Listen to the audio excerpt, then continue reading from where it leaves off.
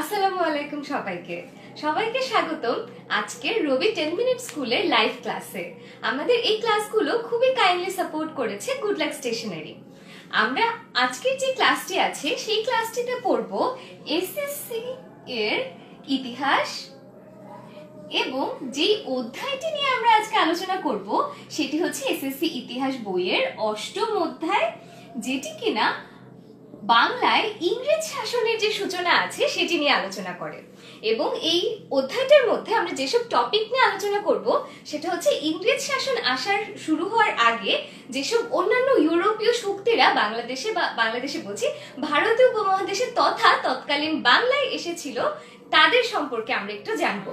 এদের মধ্যে আমরা পর্তুগিজ, ওলন্দাজ, ডেনমার্ক, ইংরেজ এবং ফরাসিদের কথা জানবো। তারপর ইংরেজদের শাসনটা শুরু হওয়ার পর থেকে যেসব ঘটনা ঘটেছিল সেগুলো সম্পর্কে জানবো।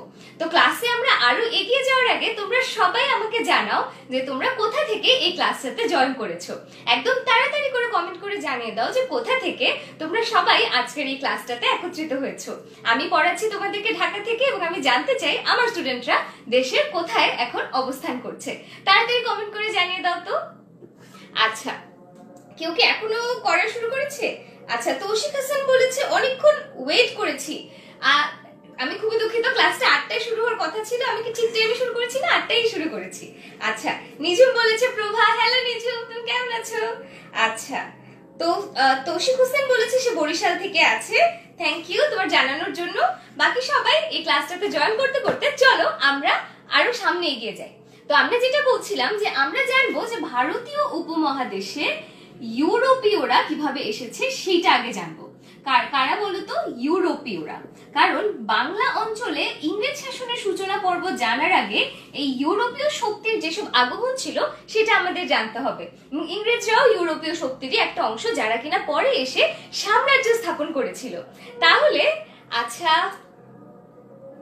সিলেট থেকে আছে আমাদের সাথে নিঝুম এবং ইন্ডিয়া থেকে আছে নবীন দেব বর্মন। হ্যালো, খুবই ধন্যবাদ আমাদের এই ক্লাসটাতে জয়েন করার জন্য। আশা করি তোমার এই ক্লাসটা ভালো লাগবে।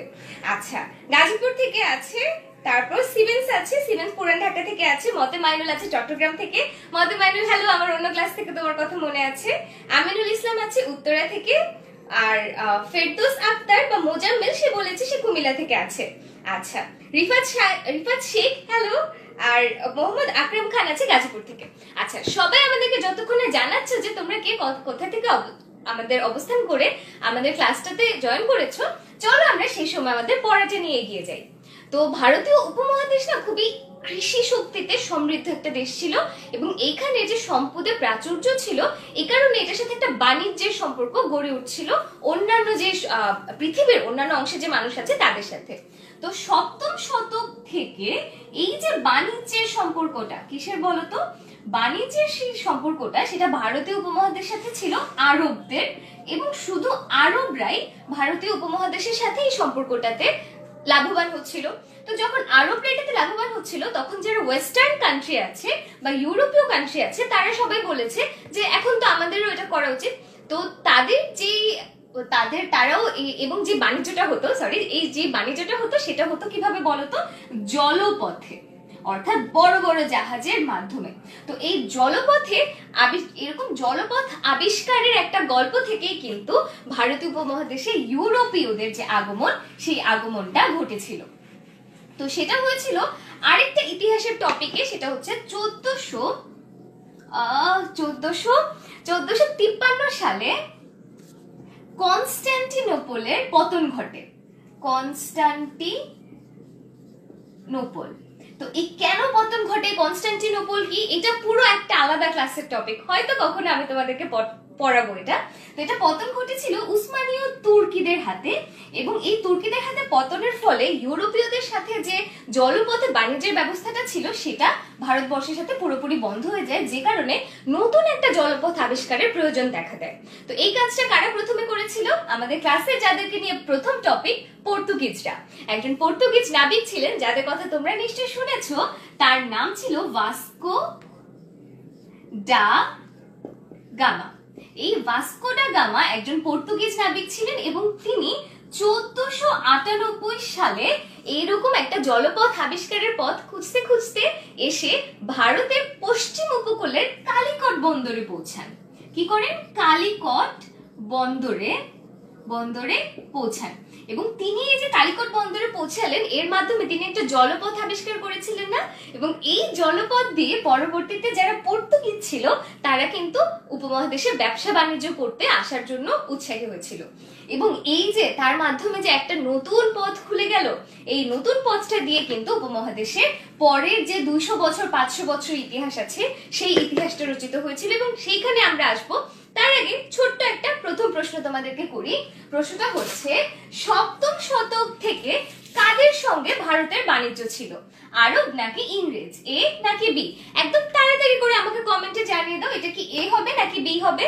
তাহলে আমি বুঝবো এই অংশ পর্যন্ত আমি যতটুকু পড়িয়েছি সেটা তোমরা মনোযোগ দিয়ে পড়েছো। তাহলে আমি একটু কমেন্টগুলো চেক করি। তৌসিফ শুভ আমাদের সাথে দুবাই থেকে আছো, হ্যালো, থ্যাংক ইউ ক্লাসে জয়েন করার জন্য।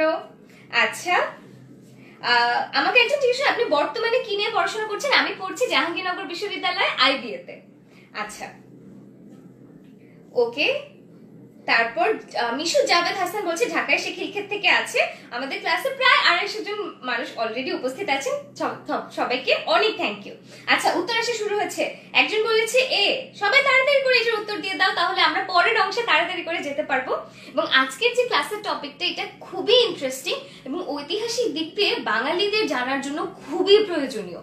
অর্থাৎ আমাদের দেশের ইতিহাস যদি তোমাদের জানতে হয়, সেই সময় থেকে জানাটা একদমই বাদ দেওয়া যাবে না। তাই তুমি বিসিএস বলো, তুমি হচ্ছে কম্পিটিটিভ এক্সাম বলো, জবের এক্সাম বলো, আর হচ্ছে এসএসসি আর এইচএসসি এর ইতিহাস বলো, সব ক্ষেত্রে জেনারেল নলেজ হিসেবেও আজকের ক্লাসটা আমাদের জন্য খুবই গুরুত্বপূর্ণ।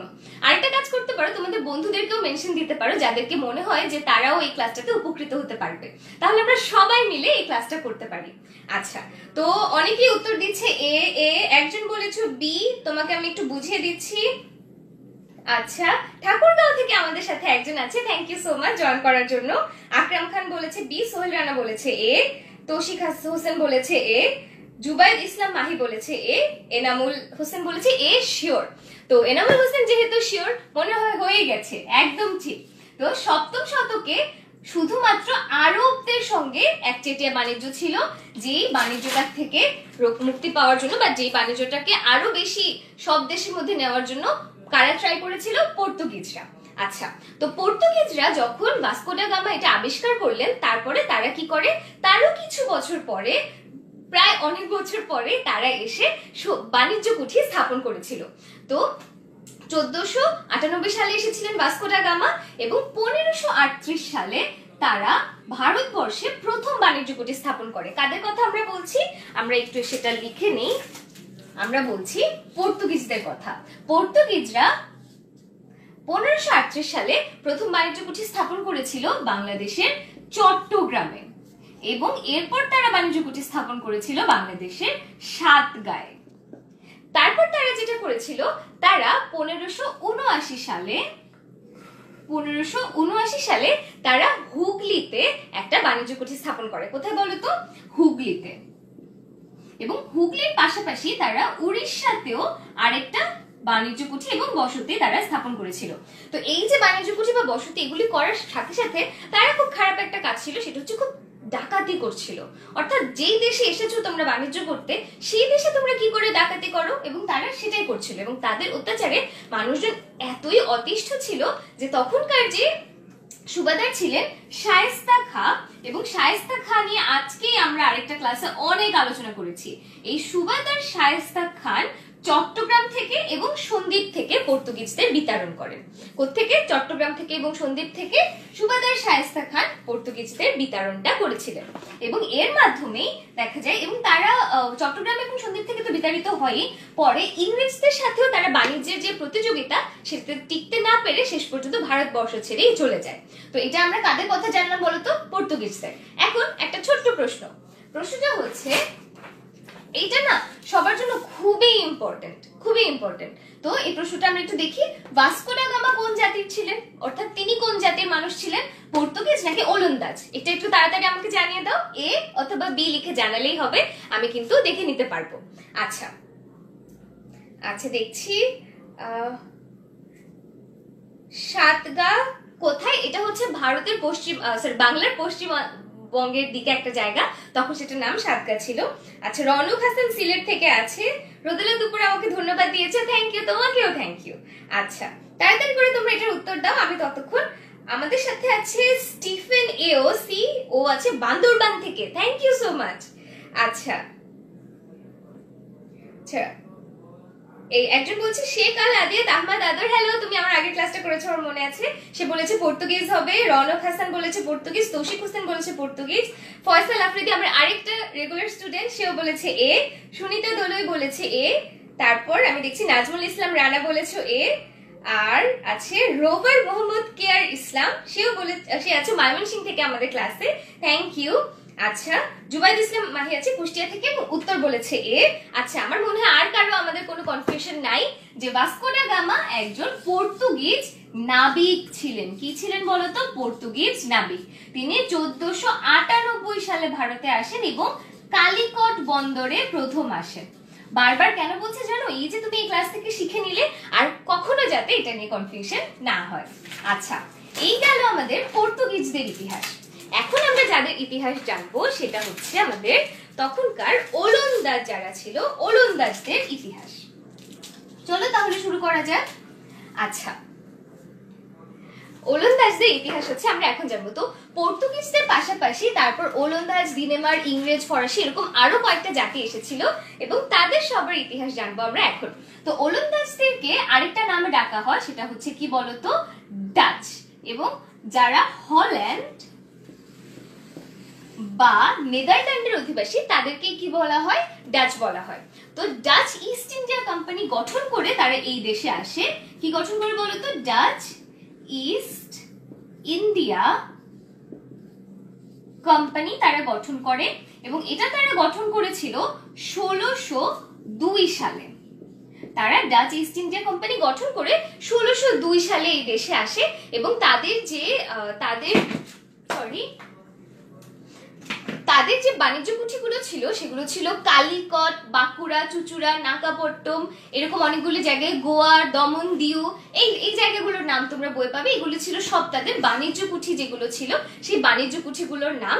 এবং তারা বাংলা যে অঞ্চলটা ছিল তখনকার, সমগ্র বাংলার মধ্যে তারা বালাসোর, কাশিমবাজার এবং বরানগরে 3টা বাণিজ্য কুঠি স্থাপন করেছিল। কোথায় কোথায়? বালাসোর, কাশিমবাজার, এটা কলকাতায় অবস্থিত, এবং বরানগরে, এই 3টা জায়গাতে তারা বাংলার এই 3টা জায়গাতে তারা কি করেছিল? বাণিজ্য কুঠি স্থাপন করেছিল। এবং এর মধ্যে যেটা হয়েছিল, তাদের সাথে, এই ওলন্দাজদের সাথে একটা ক্ষমতার লড়াই শুরু হয়েছিল ইংরেজদের, এবং ইংরেজদের সাথে তারা অনেক যুদ্ধে জড়িয়ে পড়ে। এর মধ্যে তারা এসেছিল কবে? 1602 সালের পরে।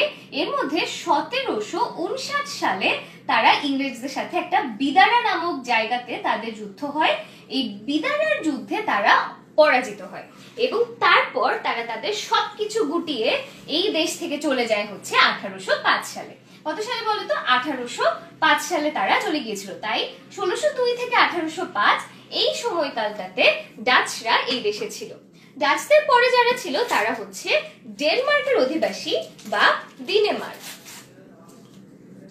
ডেনমার্কের অধিবাসী বা ডিনেমাররা ছিল ডাচদের পরে। তো ডিনেমারদের গল্প আমরা বলিনি আগে, তারপর আমরা একটা ছোট্ট প্রশ্নের উত্তর দিব। তো ডিনেমারদের গল্প এই উপমহাদেশে খুবই একটা কম সময়ের জন্য আছে। সেটা ছিল তোমার ডিনেমার, বা তাদেরকে আমরা কি বলতে পারি বলতো? ড্যানিশ। এবং তারা এই দেশে এসেছিল ড্যানিশ ইস্ট ইন্ডিয়া কোম্পানি তৈরি করে। তো পর্তুগিজদের পরে প্রায় সবাই এরকম ড্যানিশ ইস্ট ইন্ডিয়া, মানে একটা ইস্ট ইন্ডিয়া কোম্পানি, কারণ তারা ইস্ট ইন্ডিয়া বা পূর্ব ভারতে এসেছিল বাণিজ্য করতে, এই জন্য একটা কোম্পানি গঠন করে আসতো। তো তারা এই কোম্পানি গঠন করে আসে এবং 1620 সালে তারা সবার প্রথমে ত্রিবাঙ্কুর নামক একটা জায়গা, যেটা দক্ষিণ ভারতে অবস্থিত, এই ত্রিবাঙ্কুর নামক জায়গাটাতে তারা তাদের কুঠি স্থাপন করেছিল।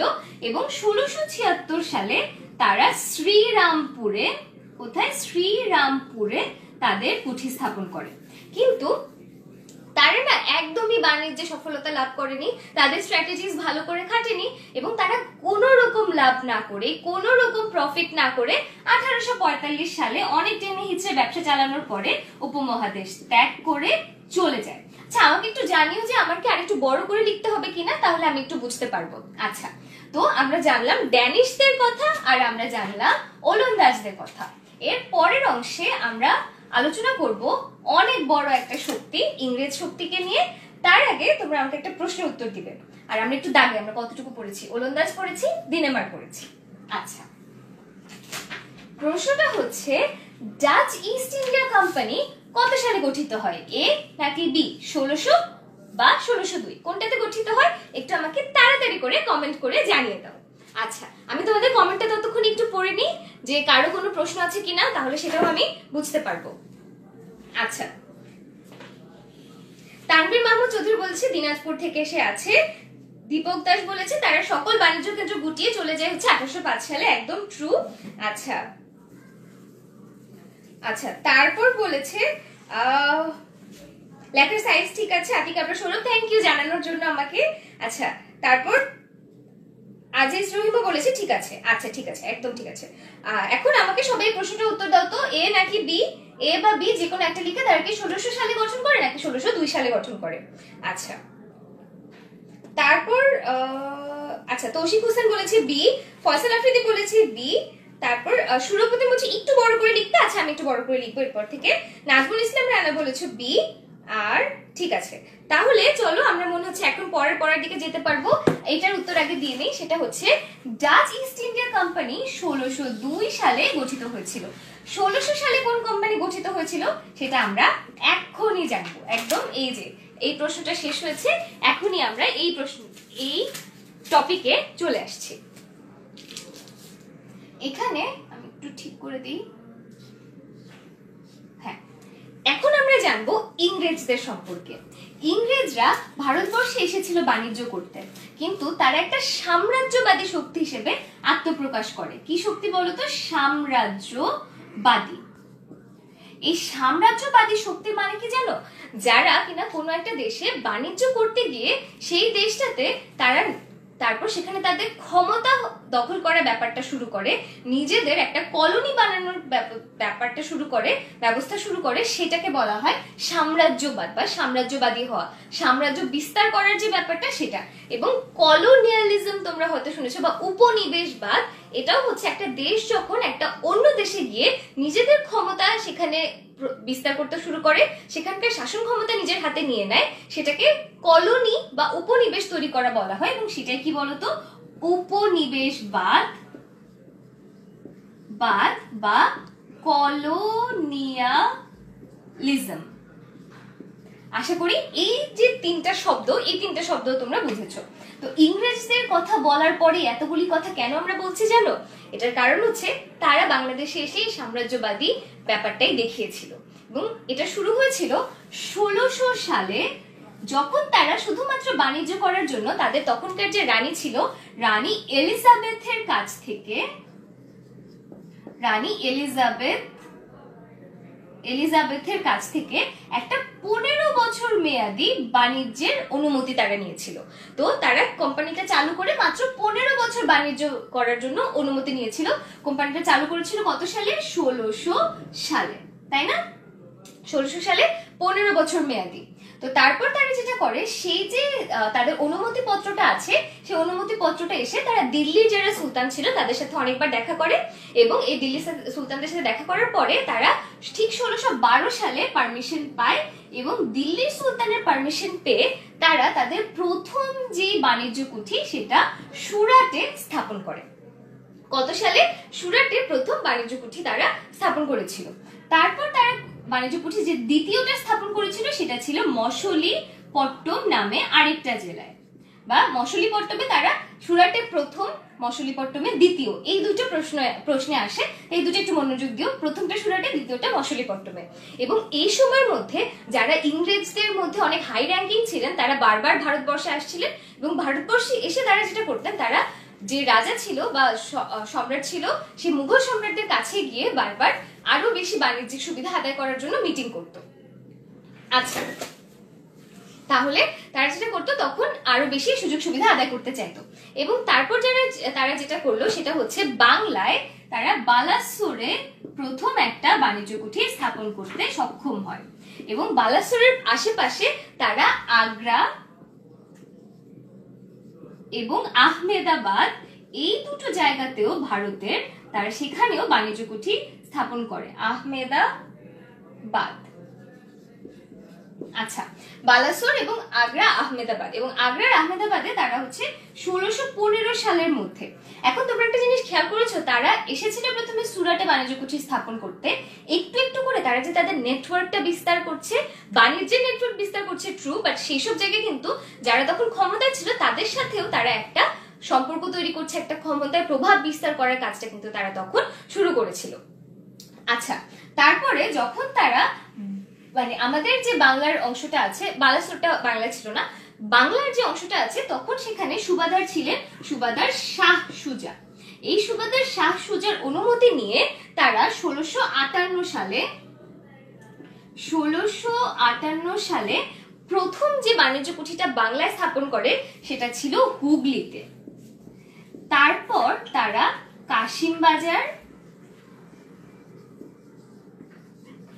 কাশিমবাজার, তারপর ঢাকা এবং মালদহ, এই চারটা জায়গাতেও তারা কিন্তু তখন হুগলি, কাশিমবাজার, ঢাকা, মালদহ এই চারটা জায়গাতেও তারা বাংলাদেশের বা বাংলা অঞ্চলের এই চারটা জায়গাতে তারা কি করেছিল, বাণিজ্য কুঠি স্থাপন করেছিল। তো এখানে তোমাদেরকে আমি দুইটা জায়গার গঠনের ইতিহাস জানাবো বা খুবই মজার দুইটা গল্প জানাবো, যেটা শুনলে তোমরা অনেক মজা পাবে। প্রথমটা হচ্ছে, ইংল্যান্ডের রাজা ছিলেন তখন দ্বিতীয় চার্লস, রাজা দ্বিতীয় চার্লস একটা পর্তুগিজ রাজকন্যাকে বিয়ে করেন, তার নাম ছিল ক্যাথারিন। তাহলে রাজা, আমরা দ্বিতীয়টি একটু এইভাবে লিখি, চার্লস বিয়ে করেন কাকে, পর্তুগিজ রাজকন্যা ক্যাথারিনকে। এবং এই বিয়েতে তিনি যৌতুক হিসেবে কি পান জানো, বোম্বে শহর বা বর্তমানের ইন্ডিয়াতে যে মুম্বাই শহর আছে এই শহরটা তিনি যৌতুক হিসেবে লাভ করেন।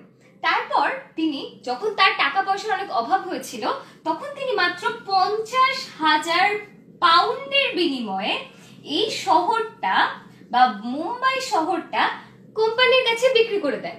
তাহলে চিন্তা করো, একটা শহর তিনি যৌতুকে লাভ করেছিলেন এবং সেটাকে তিনি মাত্র 50,000 পাউন্ডের বিনিময়ে কোম্পানির কাছে বিক্রি করে দিয়েছিলেন। এবং এর ফলে আজকের যে মুম্বাই শহরটা আছে সেটা যে আজকে এত প্রধান একটা শহর হিসেবে আছে, এখান থেকেই সেটা এসেছে। এবং কোম্পানির যে পুরনো কাগজপত্র পাওয়া যায় সেখানে দেখা যায় যে এই বোম্বে বা মুম্বাই শহরটা নিয়ে তাদের একটা বিশাল আলাদা প্ল্যান ছিল। আচ্ছা, তাহলে আমরা বললাম মুম্বাই শহরের যে প্রতিষ্ঠা ছিল সেটা সম্পর্কে। আরেকটা শহরের গল্প আমরা জানবো, সেটা হচ্ছে কলকাতা। জব চার্নক নামে একজন ব্যক্তি ছিলেন, জব চার্নক। তিনি 3টা গ্রাম কিনে নিয়েছিলেন, একটা হচ্ছে কলকাতা,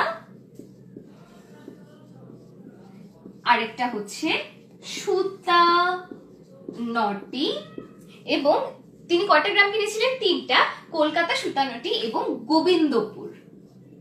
এই 3টা গ্রাম কিনে নিয়ে সেখানে তিনি কিছু সংস্কারের কাজ করেন এবং এই 3টা গ্রামই পরে কলকাতা শহর হয়ে যায়। এবং এই কলকাতা শহরে কিন্তু এই ইংরেজদের যে শাসন আছে সেটার অনেকগুলো প্রমাণ বা রেখে গিয়েছিল তারা, এবং তাদের অনেকগুলো গুরুত্বপূর্ণ ইতিহাসের সাক্ষী এই কলকাতা শহরটা। এবং তাদের একটা খুবই শক্তিশালী দুর্গ ছিল যেটার নাম ছিল ফোর্ট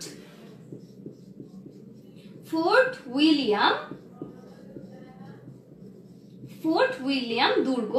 এটা কলকাতায় তারা গঠন করেছিল এবং এটা তাদের শক্তির একটা কেন্দ্র হিসেবে কাজ করত। এবং তারা যত ধরনের কাজ করতো বা যত ধরনের প্রতিরক্ষা ছিল সেটার জন্য কিন্তু তারা এই ফোর্ট উইলিয়াম দুর্গ, যেটা কিনা কলকাতায় অবস্থিত, সেটার উপরে নির্ভর করত। আর এই যে জব চার্নক যিনি কিনা প্রতিষ্ঠাতা ছিলেন, তার যে সমাধিটা সেটা কিন্তু এখনো আজকে পর্যন্ত কলকাতায় রয়েছে। আর এই ফোর্ট উইলিয়াম দুর্গটা 1700 সালে প্রতিষ্ঠিত হয়েছিল। কত সালে বলতো? 1700 সালে। তো আমরা সামনের ইতিহাসে যাব, সেই ইতিহাসটাতে যাওয়ার আগে তোমরা আমাকে একটা প্রশ্নের উত্তর দাও, একটা কুইজের উত্তর দাও, তাহলে আমি একটু বুঝি যে তোমাদের কাছে ক্লাসটা ভালো লাগছে এবং তোমরা মনোযোগ দিয়ে করছো। প্রশ্নটা হচ্ছে ইংরেজদের প্রথম বাণিজ্য কুঠি কোথায় ছিল, সুরাটে নাকি মছলিপট্টমে? এ বা বি লিখে আমাকে একদম তাড়াতাড়ি করে উত্তরটা জানিয়ে দাও তো। সুরাট নাকি মছলিপট্টম, কোথায় তাদের প্রথম বাণিজ্য কুঠিটা স্থাপিত ছিল? আমি ততক্ষণ তোমাদের ক্লাসগুলি একটু দেখি। আচ্ছা, স্টিফানিও বলছি ইকোনমিক্স এবং জিওগ্রাফি সাবজেক্টের ক্লাস কবে হবে সেটা তুমি একটু গ্রুপে যদি দেখো তাহলে কিন্তু খুব সহজেই জানতে পারবে যে ক্লাসগুলো কবে হবে, কারণ সেখানে সব টিচারই পোস্ট করে দেন। আচ্ছা, ওকে, ফোকাসের প্রবলেমটা আমি দেখছি, আমি ঠিক করার চেষ্টা করছি। ওকে,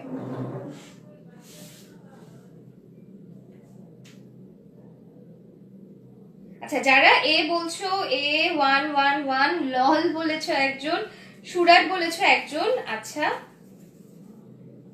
আচ্ছা, আব্দুর রহমান বলছে ক্লাসটা ভালো লাগছে, থ্যাংক ইউ।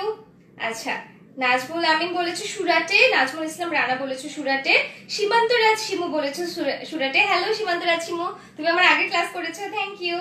মতে মাইনুল বলেছো এ, আরিম হৃদয় হাসান বলেছো এ, আজিজ রহিম বলেছো এ, ইব্রাহিম ইবো বলেছো এ, রাগিব হাসান বলেছো এ, রনক হাসান বলেছো সুরাটে। রনক হাসান আমার ক্লাসটা খুব মনোযোগ দিয়ে করে, থ্যাংক ইউ রনক হাসান। মোহাম্মদ তানভীর বলেছো এ, সুমনা বিশ্বাস বলেছো এ। আচ্ছা, আমার মনে হয় সবাই এখন উত্তরটা দিয়ে দিচ্ছ, সবাই বলছো এ, তাহলে সঠিক উত্তরটা কিন্তু আসলেই এ। সুরাটে তাদের প্রথম যেটা ছিল বাণিজ্য কুঠি সেটা ছিল, এবং মছলিপট্টমে ছিল তাদের দ্বিতীয় বাণিজ্য কুঠিটা। আচ্ছা বন্ধুরা, তাহলে আমরা একটা বড় অংশে পড়লাম তাদের যে বাণিজ্য কুঠি স্থাপন করাটা সেটা। এরপরে যেটা হয়েছিল তাদের ফররুখশিওর, যিনি সম্রাট ফররুখশিওরের আমলে এই ইংরেজরা তিনটা জায়গাতে বাংলা, বোম্বাই এবং মাদ্রাজ, এই তিনটা জায়গাতে বাণিজ্য করার জন্য তারা সম্রাট ফররুখশিওরের কাছ থেকে দুইটা অধিকার আদায় করে নিয়েছিল। কি দুইটা অধিকার? একটা হচ্ছে তারা বিনা শুল্কে বাণিজ্য করতে পারবে, অর্থাৎ তারা বাণিজ্য করবে ঠিকই কিন্তু সরকারকে কোনো ট্যাক্স দিবে না, বিনা শুল্কে বাণিজ্য করতে পারবে। আরেকটা হচ্ছে তারা কোম্পানির নামে মুদ্রা ছাপাতে পারবে, অর্থাৎ তারা এক তো বিনা শুল্কে বাণিজ্য করবে, তারপর আবার নিজেদের নামে মুদ্রা ছাপাতে পারবে।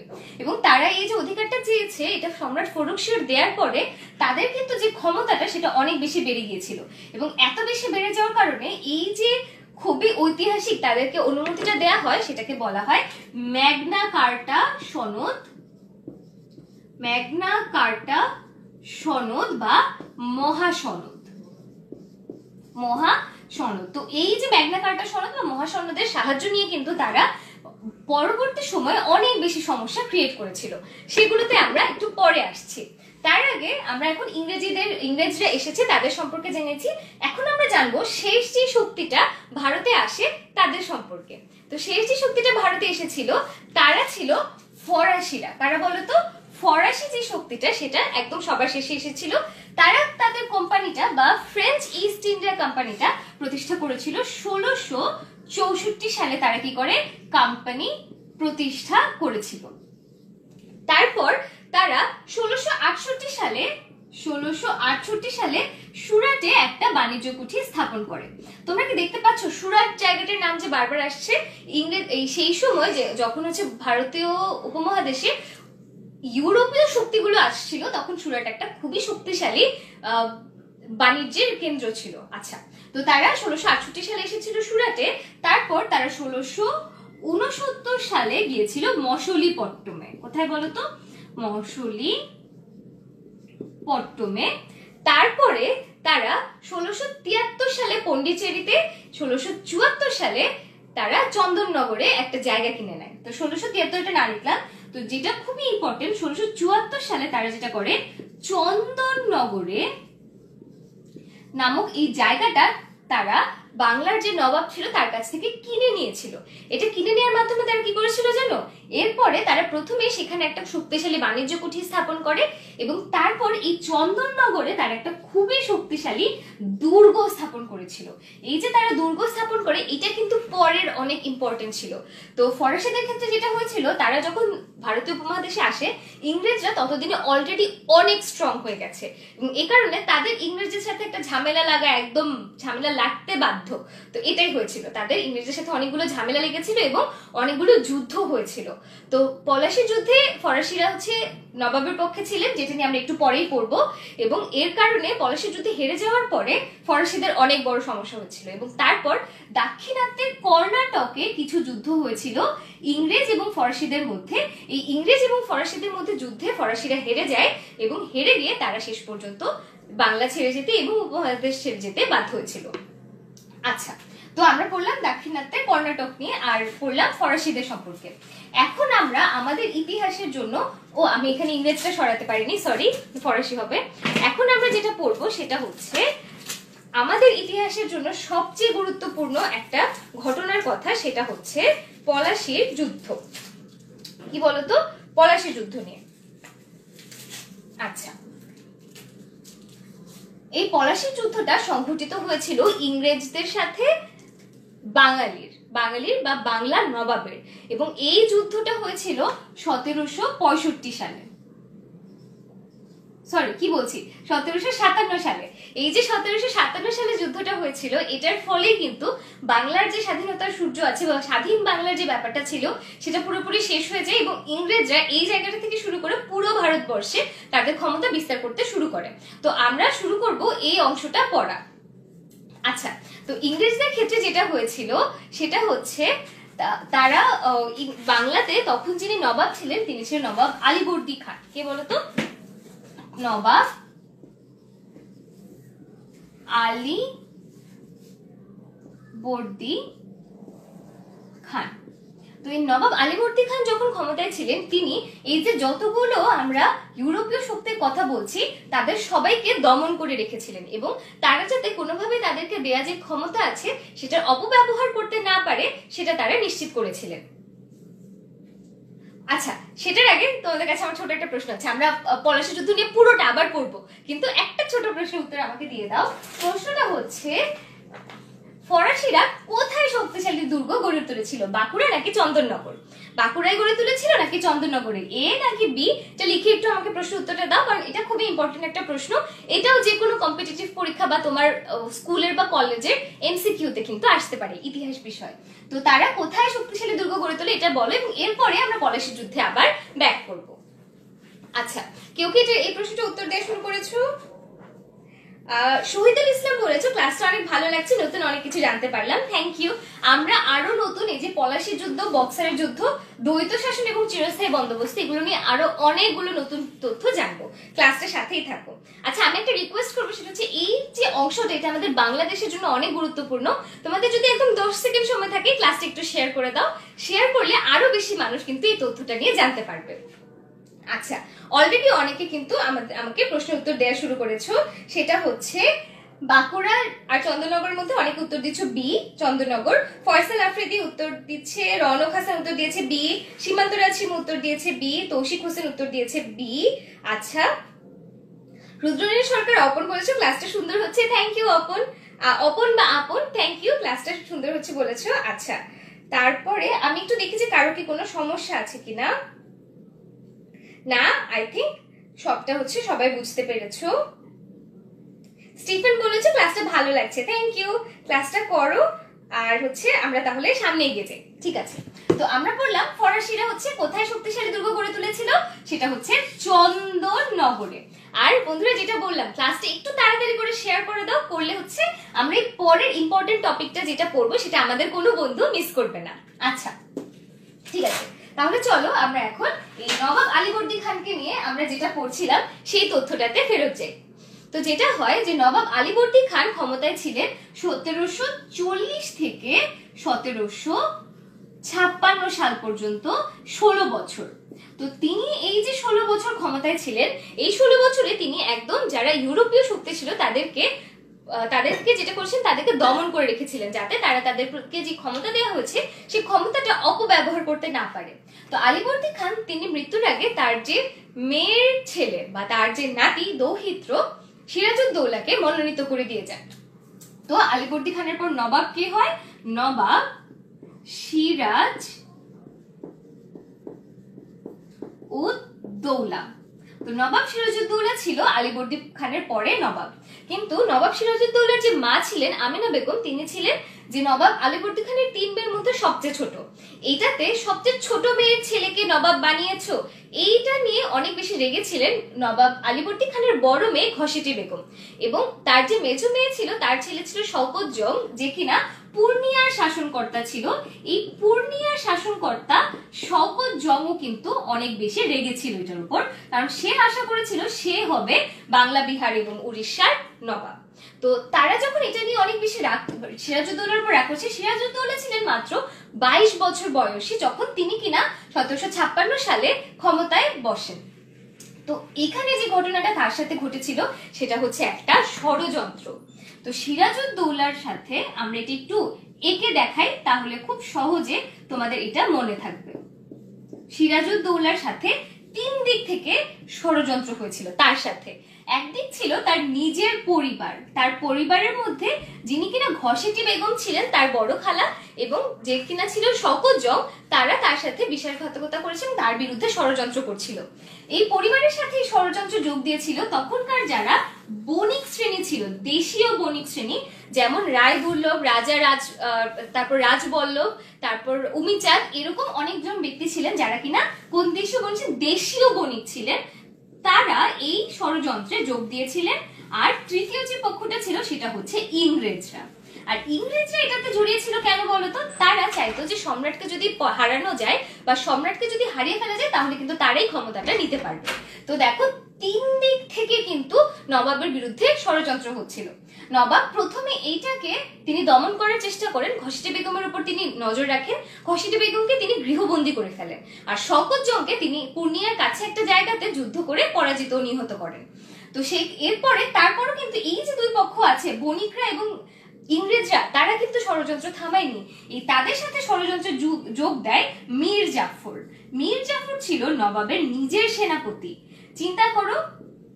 তো এদের সাথে ষড়যন্ত্র কে যোগ দিয়েছিল? মীর জাফর। এবং সবাই যখন ওনার বিরুদ্ধে ষড়যন্ত্র করছে নবাবের বিরুদ্ধে, তখন কিন্তু তার আর কোনো ওয়ে ছিল না যুদ্ধ করার জন্য। তো কি যুদ্ধের কথা নিয়ে আমরা কথা বলছি বলো তো বন্ধুরা? পলাশির যুদ্ধ নিয়ে। তো আজকে আমরা সেই পলাশির যুদ্ধটা কিভাবে হয়েছে একদম খুবই ভালো করে বুঝবো, যাতে আর কোনোদিন আমরা পলাশি যুদ্ধের যে ইতিহাস আছে সেটা নিয়ে কনফিউজ না হই। তো পলাশি যুদ্ধের ক্ষেত্রে পলাশি যুদ্ধের কারণগুলো আমি একটু বলি। 1 নাম্বার হচ্ছে তখন যদি নতুন কোনো নবাব ক্ষমতায় আসতেন, তখন যারা কিনা বণিকরা ছিল তারা সবাই নবাবদেরকে গিফট পাঠাতো বা উপঢৌকন পাঠাতো। ইংরেজরা এই উপঢৌকনটা নবাবকে পাঠায়নি এবং তারা দরবারে নবাবের সাথে দেখাও করতে আসেনি।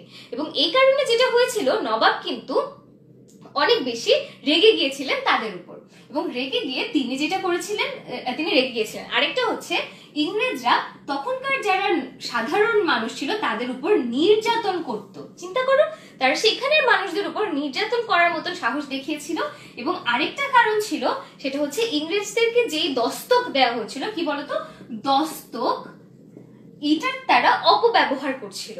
এই অপব্যবহারের কারণে তারা হচ্ছে যে যেহেতু শুল্ক কমে বাণিজ্য করতে পারছে বা বিনা শুল্কে বাণিজ্য করতে পারছে, তারা সেটাকে ক্ষমতার অপব্যবহার করার জন্য কাজে লাগাচ্ছিল।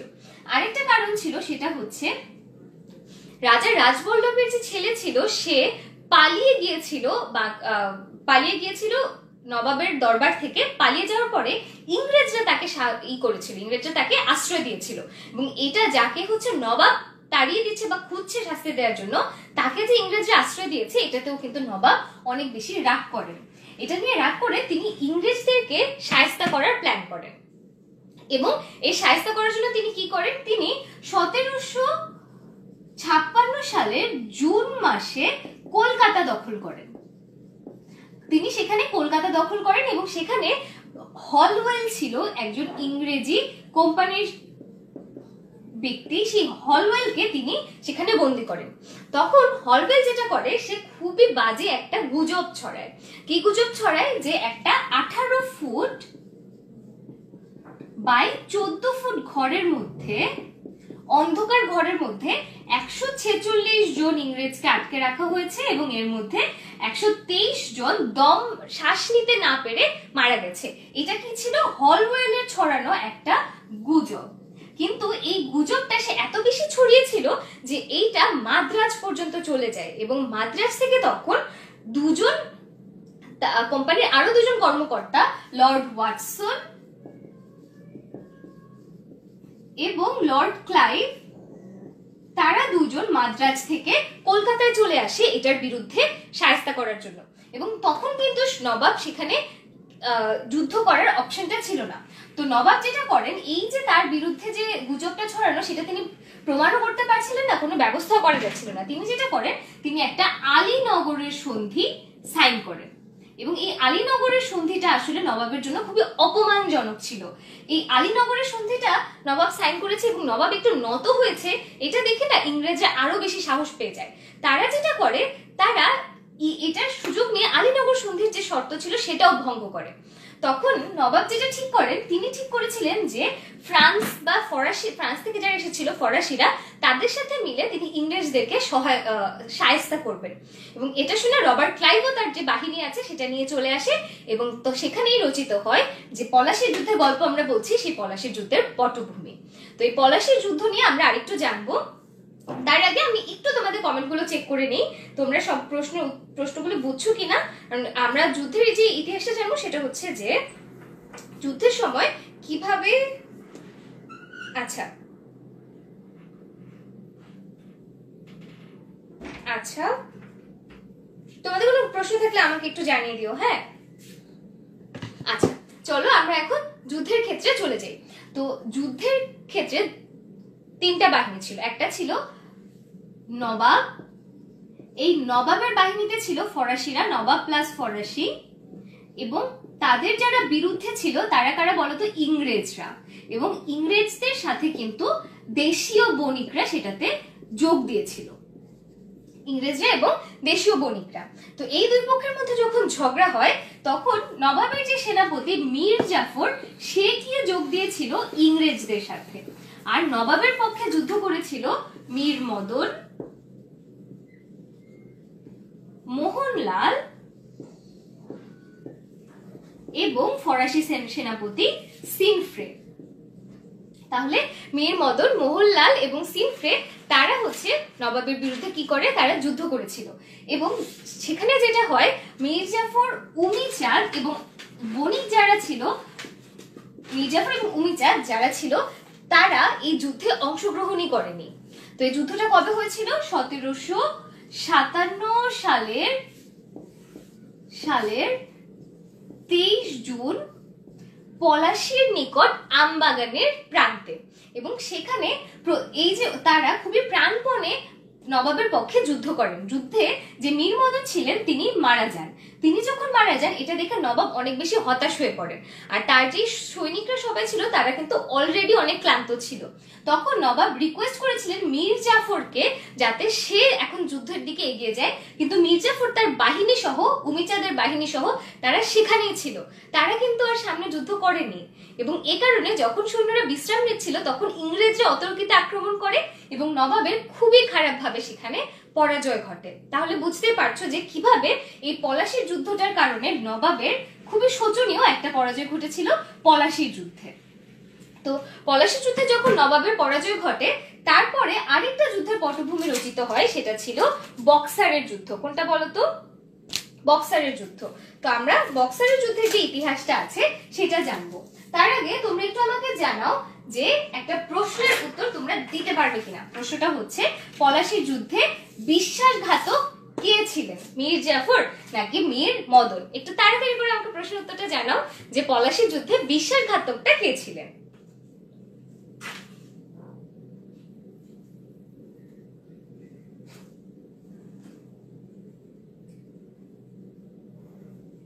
একদম তাড়াতাড়ি করে এ বা বি এটা একটু আমাকে তাড়াতাড়ি করে জানিয়ে দাও। এখনো কিন্তু আমি প্রশ্নের উত্তরটা পাচ্ছি না।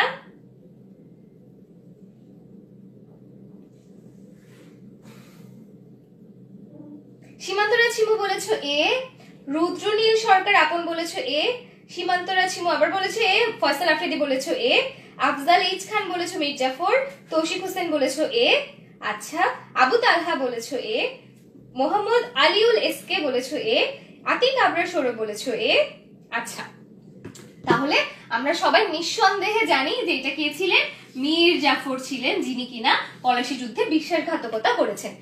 এবং তার এই বিশ্বাসঘাতকতা এত বড় স্কেলে ছিল, তোমরা যদি খেয়াল করে দেখো এখন পর্যন্ত কিন্তু কেউ কারো সন্তানের নাম মীর জাফর রাখে না। এবং তুই আমার সাথে মীর জাফরি করেছিস, এটা একটা প্রবাদ প্রবচনের মতো হয়ে গেছে। মীর জাফরি করা মানে হচ্ছে কি, বিশ্বাসঘাতকতা করা। আচ্ছা বন্ধুরা, এখন আমরা যে যুদ্ধের গল্প জানবো সেটা হচ্ছে বক্সারের যুদ্ধ। তো বক্সারের যুদ্ধের পটভূমিটা কিভাবে হয়েছিল সেটা আমরা একটু বলি। সেটা হচ্ছে মীর জাফরের প্রথমেই হচ্ছে যখন পলাশীর যুদ্ধে নবাব হেরে গেলেন, তখন মীর জাফরকে ক্ষমতায় বসানো হয়েছিল। কারা বসিয়েছিল? ইংরেজরা। তো ইংরেজরা চেয়েছিল যে ইংরেজরা যা বলবে মীর জাফর তাই করবে, কিন্তু সে তো ছিল বিশ্বাসঘাতক।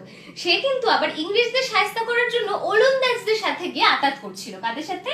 ওলন্দাজদের সাথে গিয়ে। এবং এটা ইংরেজরা জেনে গিয়েছিল, এবং তখন সে ট্যাক্স দিতে পারছে না, অন্য কারোর সাথে আতাত করছে, বিশ্বাসঘাতকতা করছে। এইসব শর্ত এনে মীর জাফরকেও ক্ষমতা থেকে অপসারণ করে, এবং যাকে ক্ষমতায় এনে বসায় তার নাম ছিল মীর কাসিম। এবং এই মীর কাসিমের সাথেও কিন্তু তখন আরেকটা যুদ্ধের উপক্রম হয়, কারণ যে মীর কাসিমে আমরা কথা বলছি তিনি ছিলেন একজন স্বাধীন চেতা নবাব।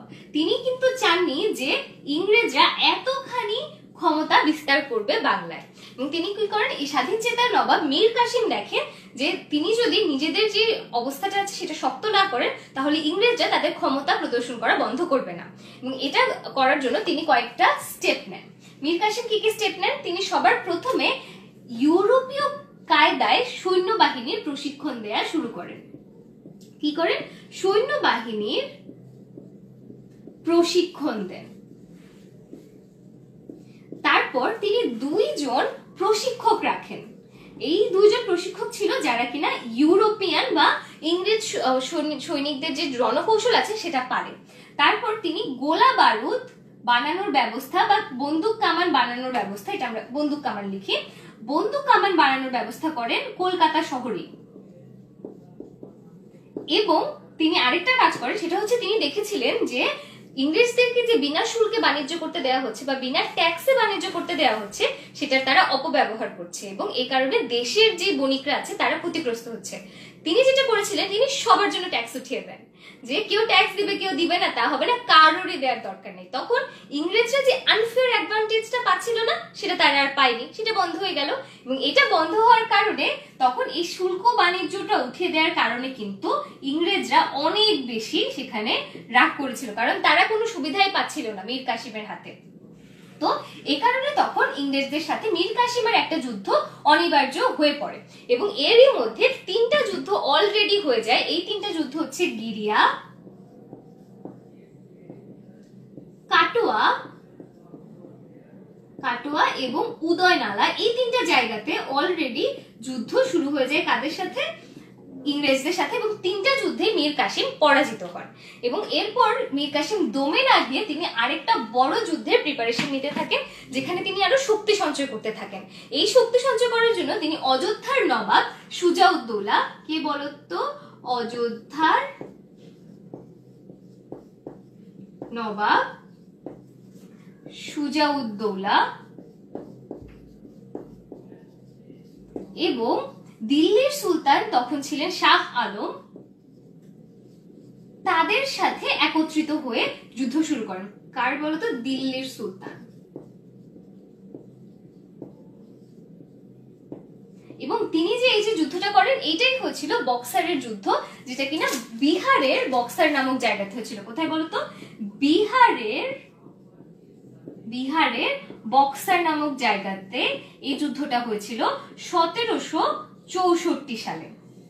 কিন্তু এই যুদ্ধটাতেও কিন্তু পরাজিত হয়েছিল কে? মীর কাসিম এবং তার মিত্র বাহিনী।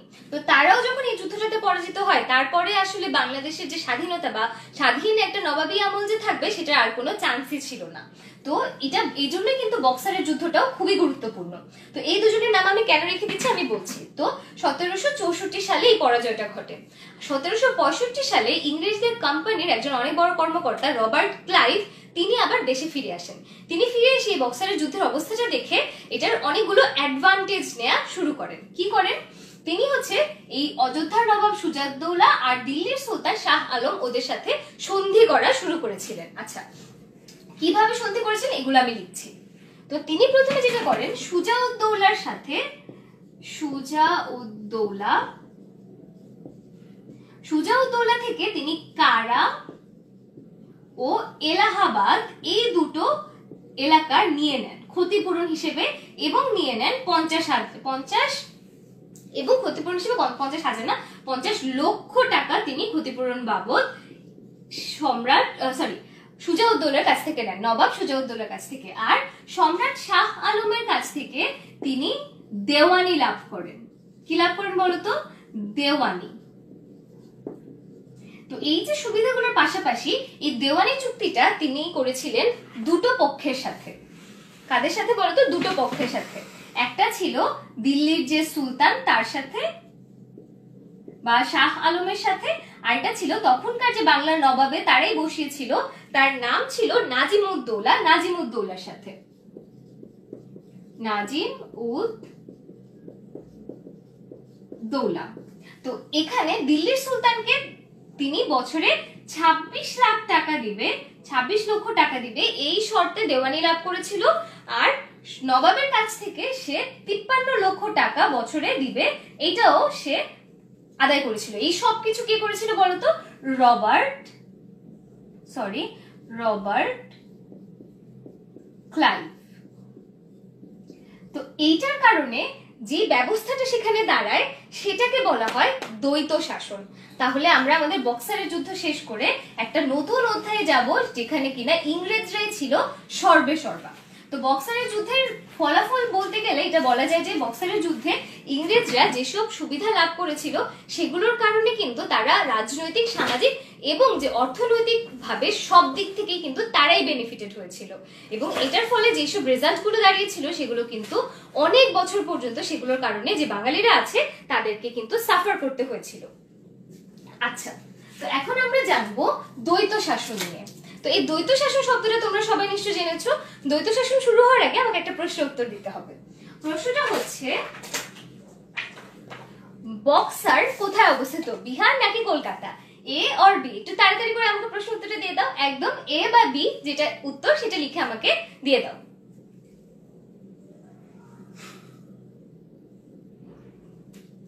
আচ্ছা, আমি ততক্ষণে তোমাদের কমেন্টগুলো একটু চেক করি। প্রশ্নগুলো অনেক সহজ হয়ে যায় বলেছে সীমান্ত রাজসীমা। আমি আরেকটু কঠিন প্রশ্ন করার চেষ্টা করব। প্রশ্নগুলো সহজ এই কারণে যাতে এই সহজ যে প্রশ্নগুলো সেগুলো আমাদের মাথায় থাকে এবং এমসিকিউ গুলো আমাদের শিখা হয়ে যায়, সেই জন্য। আচ্ছা,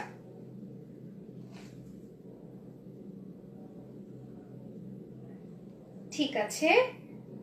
আফজাল এইচ খান বলেছো বিহার, সীমান্ত রাজসীমা বলেছো বিহার, আতিকা আবরার সৌরভ বলেছো বিহার, ফয়সাল আফ্রিদি বলেছো বিহার, আজিজ রহিম বলেছো বিহার। আচ্ছা, আমরা কিন্তু এর মধ্যেই পড়ে ফেলেছি পলাশীর যুদ্ধ এবং বক্সারের যুদ্ধ। এখন আমরা পড়বো দ্বৈত শাসন।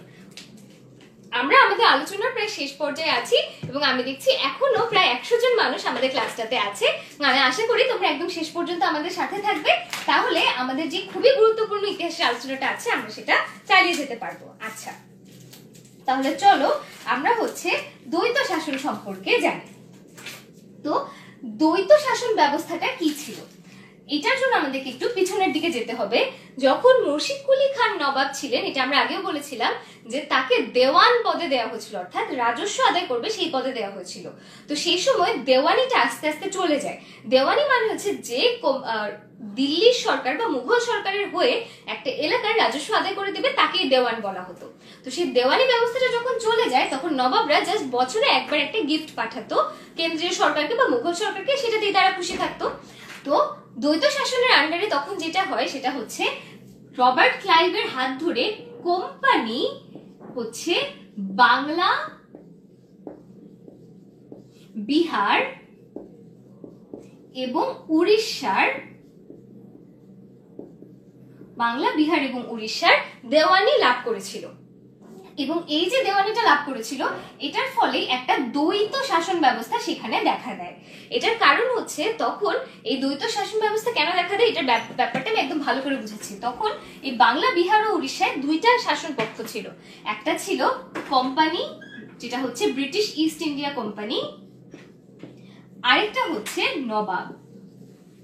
তো যখন কোম্পানি দেওয়ানি ক্ষমতা লাভ করলো, তখন কিন্তু তাদের হাতে ক্ষমতাটা আছে, কিন্তু তাদের হাতে কোনো দায়িত্ব নেই। অর্থাৎ তারা রাজস্ব তুলে, কিন্তু তারা কোনো দায়িত্ব পালন করে না। অন্যদিকে নবাবের হাতে কোনো ক্ষমতা নাই, কিন্তু নবাবের হাতে আছে সব দায়িত্বগুলো, অর্থাৎ সব কাজগুলো তার করা লাগবে। আর রাজস্ব ভোগ করবে কে? কোম্পানি। তো এখানে দেখো দুই রকম শাসন ব্যবস্থা হয়ে গেল না, দুইটা পক্ষের শাসন হয়ে গেল না। এই কারণেই এই শাসন ব্যবস্থাটাকে বলা হয় কি? দ্বৈত শাসন। এবং এই দ্বৈত শাসন ব্যবস্থার কারণে কিন্তু অনেক বড় একটা ক্ষতি হয়েছিল বাংলায়, যেটা সম্পর্কে আমরা এখন কথা বলবো। তো এই দ্বৈত শাসন ব্যবস্থায় কোম্পানি নির্ধারণ করতো যে কত পার্সেন্ট ট্যাক্স বা কতটুকু রাজস্ব তারা একটা বছরে আদায় করবে। এবং এর মাধ্যমে এটা করতে গিয়ে তারা যেটা করেছিল, তারা কখনো কিন্তু ট্যাক্সের পরিমাণটা কমাতো না। এবং এর ফলে 1770 সালে, কত সালে তারা দেওয়ানি লাভ করেছিল? 1765। এবং এরপর মাত্র 5 বছর পর 1770 সালে বাংলা 1176 সনে, বাংলা 76 সনে একটা দুর্ভিক্ষ দেখা দেয় বাংলায়। এই দুর্ভিক্ষটাকে বলা হয় 76-এর মন্বন্তর। 76-এর মন্বন্তর বা এই 1176 সালে হয়েছিল দেখে এটাকে বলা হয় কি? 76-এর মন্বন্তর বা দুর্ভিক্ষ। তখনকার যে দুর্ভিক্ষ সেটা। এটা কেন হয়েছিল, এটার কারণটা আমি তোমাদেরকে একটু এক্সপ্লেইন করি।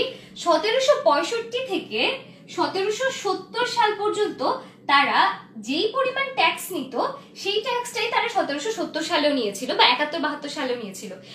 এর ফলে যেটা হয়েছিল, সেই 1770 সালে অনেক খরার কারণে তখন না ফসল হয়নি, কিন্তু তারা যখন তারপরেও ট্যাক্স আরোপ করেছিল, তখনকার যে সাধারণ বাঙালিরা ছিল, বাংলাদেশের যারা অধিবাসী ছিল, তাদের কাছে আর খাদ্য ছিল না। এই খাদ্যের অভাবে সেখানে একটা দুর্ভিক্ষ দেখা দিয়েছিল। চিন্তা করতে পারো, একটা দুর্ভিক্ষ দেখা দিয়েছিল, মানুষজন না খেতে পেয়ে তখন মারা যাচ্ছিল। এবং সেই 76-এর মন্বন্তরে তখনকার যে মোট জনসংখ্যা ছিল, সেটার 1/3 মৃত্যুবরণ করে। এবং সেটা যে রিপোর্টটা লেখা হয়েছিল, সেই রিপোর্টটাতে বলা হয়েছিল যে কিছু অঞ্চলে এত বেশি খাদ্যাভাব দেখা গিয়েছিল যে মানুষগুলো মারা যেত, অন্য মানুষরা তাকে খেত। মানে চিন্তা করতে পারছো, এটা হয়েছিল কারণ তারা তাদের ট্যাক্স কমায়নি। যে বছর খরা হয়েছে সেই বছর তারা তাদের ট্যাক্সটা কমায়নি, জাস্ট এই কারণে একটা দুর্ভিক্ষ দেখা দিয়েছিল। যাই হোক, এই দুর্ভিক্ষের কারণে এই ব্যাপারটা হচ্ছে, তখন কোম্পানির এই ব্যাপারটা একদম ব্রিটিশ শাসন পর্যন্ত পৌঁছায়। এবং এই ব্রিটিশ শাসনে যাওয়ার পরে সেখানে যে রিপোর্টটা হয়, সেটা দেখার ফলে 1772 সালে লর্ড কর্নওয়ালিস গভর্নর হয়ে আসেন। Lord Cornwallis. এবং এই যে তিনি গভর্নর হয়ে আসলেন, এর সাথে সাথে কোম্পানির যে শাসন ছিল সেটা চলে যায় এবং ব্রিটিশ সরকার সরাসরি এই বাংলা, বিহার এবং উড়িষ্যার শাসনটা শুরু করে। আর যে হচ্ছে এই যে দুর্ভিক্ষের পেছনে মূল হোতা ছিল রবার্ট ক্লাইভ, সে এরপর তার দেশে ফেরে চলে যায় এবং সেখানে গিয়ে সেখানে অনেক সম্মানিত হয় তার কাজের জন্য, যে কাজগুলো সে ভারতীয় উপমহাদেশে করেছিল। এবং শেষ জীবনে গিয়ে সে আত্মহত্যা করেছিল কোনো একটা কারণে। যাই হোক, আচ্ছা, তো আমরা পড়লাম দ্বৈত শাসন নিয়ে এবং দ্বৈত শাসনের ফলে কি কি ঘটেছিল সেটাও আমরা জানলাম। তো আশা করি কারো যদি দ্বৈত শাসন শব্দটা কেউ শুনে থাকো আর অর্থটা না বুঝে থাকো, সেটা তোমরা এতক্ষণে বুঝে গেছো। আচ্ছা, তাহলে এখন হচ্ছে আমরা আমাদের শেষ যে টপিক চিরস্থায়ী বন্দোবস্ত, সেই চিরস্থায়ী বন্দোবস্তের টপিকটাতে চলে আসবো। চিরস্থায়ী বন্দোবস্তের আগে তোমাদের জন্য আরেকটা প্রশ্ন আছে, সেটা হচ্ছে দ্বৈত শাসনে ক্ষমতা কার হাতে চলে যায়, ইংরেজদের হাতে না নবাবের হাতে? একজন আমাকে প্রশ্ন করেছে যে কঠিন হয় না এই প্রশ্নটা, এটা একটু কঠিন প্রশ্ন, এটা একটু আমাকে জানাও যে দ্বৈত শাসনে ক্ষমতাটা কার হাতে ছিল। ঠিক আছে, আমাকে একটু তাড়াতাড়ি করে জানাও, আমি কমেন্ট গুলো চেক করছি।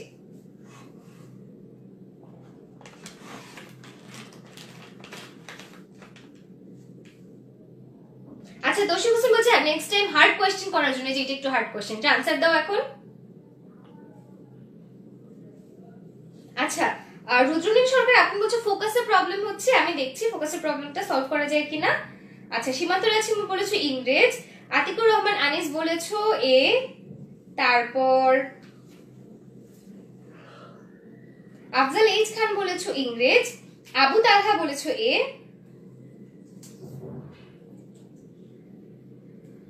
আচ্ছা ফসল আফ্রিদি বলেছো এ, মাহফুজা শম্পা বলেছো এ, শেখাল আদিয়াত আহমেদ আদর বলেছো ইংলিশ, রাফিউল আমিন বলেছো এ, জয়নাল আবেদিন বলেছো ইংরেজ আপু, আচ্ছা এ হবে শিওর আপু বলেছো আদর, আর সাজিদুল ইসলাম বলেছো এ, আজিজ রহিম বলেছো নবাব।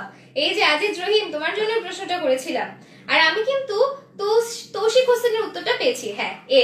তৌশিক হোসেন এই কোশ্চেনটাকে একটু কঠিন লেগেছে, একটু আমাকে জানিও। আচ্ছা তো দ্বৈত শাসনের ক্ষমতা ছিল কার হাতে?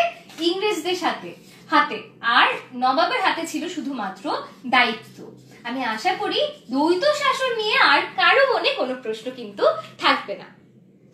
আচ্ছা আমরা চলে এসেছি আমাদের ক্লাসের একদম লাস্ট টপিকে, যেটা হচ্ছে চিরস্থায়ী বন্দোবস্ত। তো চিরস্থায়ী বন্দোবস্ত ব্যাপারটা কি সেটা বুঝে আমরা আজকের ক্লাসটা শেষ করব, এবং আমরা আমাদের ইংরেজ শাসনের যে ইতিহাস, সেই ইতিহাসে আরো গভীরে যেতে পারবো এর পরের ক্লাসে। তো আমরা পড়বো চিরস্থায়ী বন্দোবস্ত কি ছিল। তো চিরস্থায়ী বন্দোবস্ত ছিল মূলত একটা ভূমি ব্যবস্থাপনা। কি ছিল? ভূমি ব্যবস্থাপনা। এবং তারা চাচ্ছিল, অর্থাৎ ইংরেজ যে সরকার তারা চাচ্ছিল যে এই বাংলার জন্য বা এই এলাকাটার জন্য একটা চিরস্থায়ী ভূমি ব্যবস্থাপনা দিতে, যেটার ফলে এখানকার মানুষও তাদের ভূমির উন্নতি করার জন্য এবং রাজস্ব বৃদ্ধি করার জন্য কাজ করবে। তো এটারই হাত ধরে 1786 সালে লর্ড কর্নওয়ালিস এই একটা ভূমি ব্যবস্থাপনার গুরুত্ব অনুভব করে সেটার কথা তিনি বলেছিলেন। কবে? 1786 সালে। এরপর এর আগে যেটা হয়েছিল 1777 সালে তিনি একটা পাঁচশালা বন্দোবস্ত দিয়েছিলেন। আর এটা ছিল কবে? 1772 সালে, 1772 সালে তিনি একটা পাঁচশালা বন্দোবস্ত দিয়েছিলেন। এবং 1784 সালে যেটা হয়েছিল সেটা হচ্ছে একটা ইন্ডিয়া অ্যাক্ট গৃহীত হয়েছিল। আর 1789 সালে একটা 10 শালা বন্দোবস্ত দেয়া হয়। এই 5 শালা মানে হচ্ছে 5 বছরের বন্দোবস্ত, 10 শালা মানে হচ্ছে 10 বছরের বন্দোবস্ত। এটা মানে হচ্ছে যে 5 বছরের জন্য একটা জমি একজন জমিদারকে দেয়া হবে এবং সে সেই জমি থেকে একটা নির্দিষ্ট পরিমাণ অর্থ বা রাজস্ব ফেরত দিবে। কিন্তু যেটা হতো, জমিদাররা কেউ এটা করতে আগ্রহী ছিল না, এবং এই কারণে তারা যেটা করতো, তারা হচ্ছে এই 5 শালা বন্দোবস্তে কৃষকদের উপর অত্যাচার করতো। এই অত্যাচার বেড়ে যাওয়ার ফলে কৃষকরা সবাই তাদের জমি ছেড়ে পালিয়ে যায়, এবং এর ফলে কেউ এটার রাজস্বটা যত পরিমাণ আসার কথা সেটা আসতো না। তো এই কারণে 5 শালা বন্দোবস্তটা গৃহীত হয় নাই। তারপর যখন 10 শালা বন্দোবস্ত এলো, তখন লর্ড কর্নওয়ালিস বলেছিলেন যে এটা যদি ভালো করে গৃহীত হয় তাহলে এটা কি চিরস্থায়ী বা সব সময়কার বন্দোবস্ত করা হবে। এবং শেষ পর্যন্ত 1792 সালে এটা তাদের বোর্ড অফ ডিরেক্টরস এ অনুমোদিত হয়, এবং 1793 সালে চিরস্থায়ী বন্দোবস্ত, 10 শালা বন্দোবস্ত কি চিরস্থায়ী বন্দোবস্ত বলা হয়। এখন ব্যাপারটা একটু বুঝে, বন্দোবস্ত বলতে কি বোঝায়। তো এর আগে যখন বলেছিলাম যে 5 শালা মানে হচ্ছে 5 বছরের জন্য একজনকে জমি দেয়া হবে, 10 শালা মানে হচ্ছে 10 বছরের জন্য একজনকে জমি দেয়া হবে, চিরস্থায়ী মানে হচ্ছে যাকে জমিটা দেয়া হচ্ছে সারা জীবনের জন্য দিয়ে দেওয়া হচ্ছে। অর্থাৎ একটা জমিদারকে একটা জমির মালিকানা সবসময়ের জন্য দিয়ে দেওয়া হবে, সেইটার বদলে তার যতটুকু ফসল আসবে সেটার 89% দিবে সরকারকে বা ইংরেজ সরকারকে, আর 11% সে নিজের জন্য রাখবে। তো এটার এই বন্দোবস্তটা করার কারণ ছিল যে তারা ভেবেছিল যে যদি কাউকে চিরদিনের জন্য মালিকানা দিয়ে দেওয়া হয় তাহলে তারা এটার জন্য অনুগত হবে, এবং অনুগত হয়ে এই জমির উন্নতির জন্য তারা অনেক বেশি কাজ করবে। কিন্তু ব্যাপারটা আসলে এরকম হয়নি। যেটা হয়েছিল, তাদের এই ভূমি ব্যবস্থাপনায় একটা সূর্যাস্ত আইন ছিল। কি ছিল বলতো? সূর্যাস্ত আইন। প্রত্যেক বছর নির্দিষ্ট সময়ে সূর্যাস্তের আগে তাদেরকে রাজস্বটা দিতে হতো। না দেয়া হলে যে জমিদার এটা দিতে ব্যর্থ হবে তার জমিদারি নিলামে তুলে সেই টাকাটা তারা নিয়ে ফেলতো। তো এখানে সমস্যা যেটা হয়েছিল, অনেক বড় বড় জমিদারি এই কারণে নিশ্চিহ্ন হয়ে যায়। অন্যদিকে তারা ভেবেছিল যে জমিদার একটা অনুগত শ্রেণীতে পরিণত হবে, সেটা হয়েছিল, কিন্তু জমিদাররা আসলে জমির উন্নতির জন্য কোনো কাজ করেনি। তারা যখন বুঝতে পেরেছে যে এখান থেকে তারা সারা জীবনই টাকা পাবে, তারা গ্রাম ছেড়ে শহরে গিয়ে বসবাস করা শুরু করে। অন্যদিকে জমি বেশি আছে বা একজন জমিদার হওয়াটা এত সম্মানের ব্যাপার ছিল যে যারা কিনা নতুন বণিক ছিল বা বিদেশি ছিল তারাও জমি কিনে জমিদার হওয়া শুরু করে। এর ফলে খুব বিশৃঙ্খল একটা ব্যবস্থা দেখা দেয় এবং এই চিরস্থায়ী বন্দোবস্তের কারণে যারা কিনা তখনকার গরিব কৃষক সমাজ ছিল তারা আরো বেশি শোষিত হতে থাকে, অর্থাৎ তারা যেই সুবিধাটার দরকার ছিল সেই সুবিধাটা পায়নি। আচ্ছা, এটা ছিল আমাদের চিরস্থায়ী বন্দোবস্ত। তোমরা বুঝতে পেরেছো কিনা একটু আমাকে জানিও। এখন আমাকে একটা প্রশ্নের উত্তর দাও, এটা আজকের ক্লাসের শেষ কুইজ। প্রশ্নটা হচ্ছে, কোন বন্দোবস্তকে চিরস্থায়ী বন্দোবস্ত বলা হয়, মানে বা চিরস্থায়ী বন্দোবস্ত বলে ঘোষণা করা হয়? 5 সালে নাকি 10 সালা, 5 বছরটা নাকি 10 বছরটা, এটা একটু আমাকে জানাও। আমরা ক্লাসের একদম শেষ পর্যায়ে চলে এসেছি, আমরা একটু দেখি। ইমরান হাসান বলেছে আমার আগের জনের উত্তরটা পড়া হয়, পরের জনেরটা পড়ে, আমারটা পড়া হয় না। আমি খুবই দুঃখিত ইমরান হাসান, আমি তোমার উত্তরটা এখনই পড়ছি। ইমরান হাসান উত্তর করেছিল যে ইংরেজদের হাতে ছিল ক্ষমতা, একদম ঠিক হয়েছিল। থ্যাংক ইউ সো মাচ উত্তর করার জন্য। খুবই দুঃখিত তোমার উত্তরটা তখন আমি পড়িনি। আচ্ছা, খালিদ বিন সাইদ বলেছে এটা কোন ক্লাসের পড়া? এটা এসএসসি এর পড়া, কিন্তু ইতিহাস যেহেতু তুমি চাইলে জানতে পারো। আচ্ছা, ইসমাইল মন্ডল বলেছে যে একটা কোয়েশ্চেন ছিল, অবশ্যই কোয়েশ্চেনটা করো, আমাকে জানাও। আচ্ছা, সীমান্ত রাজ বলেছে আমি এইচএসসি পরীক্ষার্থী, তাও ক্লাসটা করছি। আচ্ছা, ইমরান তোমার প্রশ্নটা আমি পড়েছি অলরেডি। আচ্ছা, এখন এই প্রশ্নটা উত্তর দাও তাড়াতাড়ি সবাই। আতিক আবরা সৌরভ বলেছো বি, সীমান্ত রাজ শিমু বলেছো 10, রুদ্রনীল সরকার আপন বলেছো বি, শফি আহমেদ জিসান বলেছো বি, তারপর রাফসান মাহমুদ জিসান বলেছো বি, আজিজ রহিম বলেছো বি, আবু তালহা বলেছো বি, আতিকুর রহমান আনিস বলেছো বি, মংওয়ান লাইন রাখাইন তুমি বলেছো বি, শফি আহমেদ জিসানটা আমি পড়েছি অলরেডি। আচ্ছা, মতে মাইনুল বলেছো বি, নাজমুল ইসলাম রানা বলেছো বি। আচ্ছা, এখন ইসমাইল মন্ডল বলছো বি, আর MA নাইম বলেছো বি, আজিজ রহিম বলেছো বি। আচ্ছা, আমি তোমাদের প্রশ্নগুলো একটু উত্তরগুলো দেখলাম, রাফিউল আমিনও বলেছো বি। তাহলে আমাদের কারো আর সন্দেহ নেই, যেটা ছিল 10 সালা বন্দোবস্ত সেটাকে চিরস্থায়ী বন্দোবস্ত করা হয়েছিল। তাহলে বন্ধুরা, আমরা এর মাধ্যমেই পড়ে ফেললাম আমাদের ক্লাসের লাস্ট টপিক, চিরস্থায়ী বন্দোবস্ত, এবং ইংরেজদের শাসনটা শুরু হওয়ার পরে কিভাবে জিনিসপত্র চলছিল সেটার আমরা একটা ওভারভিউ পেলাম। আজকের ক্লাস তাহলে এখানেই শেষ। সবাইকে অনেক ধন্যবাদ এই ক্লাসটাতে অংশগ্রহণ করার জন্য। আশা করি তোমাদের ক্লাসটা ভালো লেগেছে। লাগলে তুমি আমার পরের ক্লাসগুলোতে জয়েন করতে পারো। Thank you so much. আজকের জন্য বাই বাই।